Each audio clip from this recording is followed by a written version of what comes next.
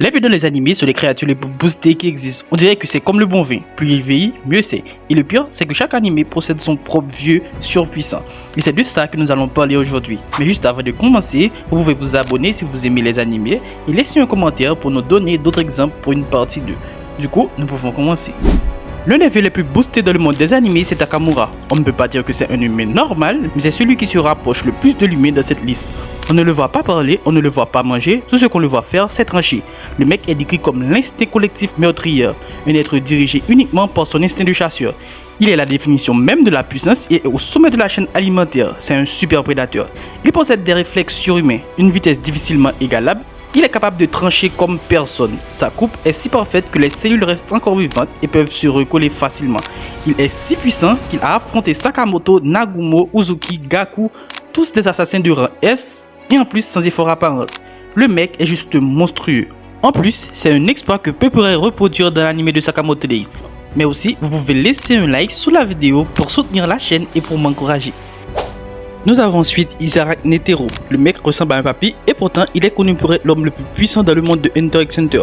On le voit dès le début face à Gon et à Killua, mais ensuite on le voit expédier Pitou de l'autre côté du château en un coup. Sa vitesse est tellement aberrante que même elle n'a pas pu suivre le coup en question alors que Pitou fait partie du top 10 des plus puissants du verse de Hunter. Mais la puissance de Netero atteint son paroxysme dans son combat avec Meruem. Il invoque une statue géante avec des bras multiples qui peut lancer 4 types d'attaques. La première main, une attaque qui tranche. La troisième main qui écrase l'adversaire. Les 99 mains, une attaque de milliers de poumons en une fraction de seconde. Et la main 0, une attaque d'énergie dévastateur, généralement mortelle pour l'adversaire. Comme troisième personnage, nous avons Yamato, le capitaine commandant de la Soul Society. Le maître est extrêmement puissant et n'utilise même pas de Kido ou de Hado, seulement son Zanpakuto. Ryujin Jaka, le plus puissant Zanpakuto de feu.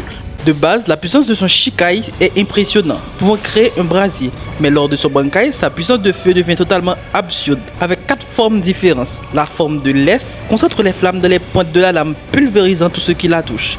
La forme de l'Ouest crée une armure de flammes de 15 millions de degrés. La forme du Sud évoque l'enfer sur Terre, ramenant les anciens compagnons de l'adversaire à la vie.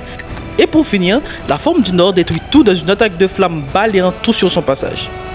Nous avons ensuite mon préféré, Jiro, le maître de l'étourdissement de Toriko.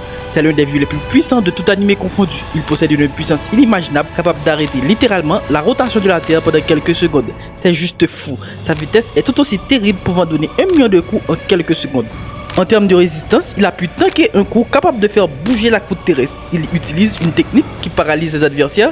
Il peut annuler n'importe quelle technique en les conservant dans son corps et possède le Guinness Punch, une attaque si puissante qu'il peut détruire une partie de la croûte terrestre du monde de Toriko qui est tout de même 650 fois plus grande que la nôtre. Et son attaque la plus impressionnante, c'est l'arrêt du temps, un être bien supérieur et d'une puissance inimaginable. Et pour finir, nous avons Tortue Géniale. De base, il est déjà l'un des maîtres en arts martiaux les plus forts sur Terre. Mais en plus de ça, sa maîtrise du ki est juste terrible pour un terrien. L'un de ses plus grands exploits reste la destruction de la Lune en une seule attaque. Une action inimaginable pour un simple homme. Mais en plus, dans l'évolution de l'histoire, il devient de plus en plus fort, capable d'affronter les plus puissants êtres de certains autres univers. Il est aussi l'un des seuls capables de faire le Mafuba.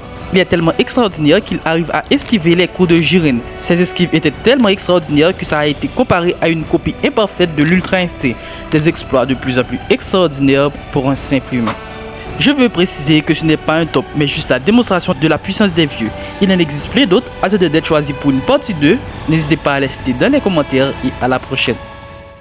On est là, ensemble on fait le voyage, Chinanga fan. On partage l'héritage des deux pages qui tournent, des combats dans nos cœurs. Chaque chapitre c'est un peu plus de ferveur. On rêve de pouvoir, on vise les sommets. Dans l'arène des héros, rien ne peut nous freiner. Comme le fil ou Naruto, on brise les chaînes. Avec vous ma team, on avance sans peine.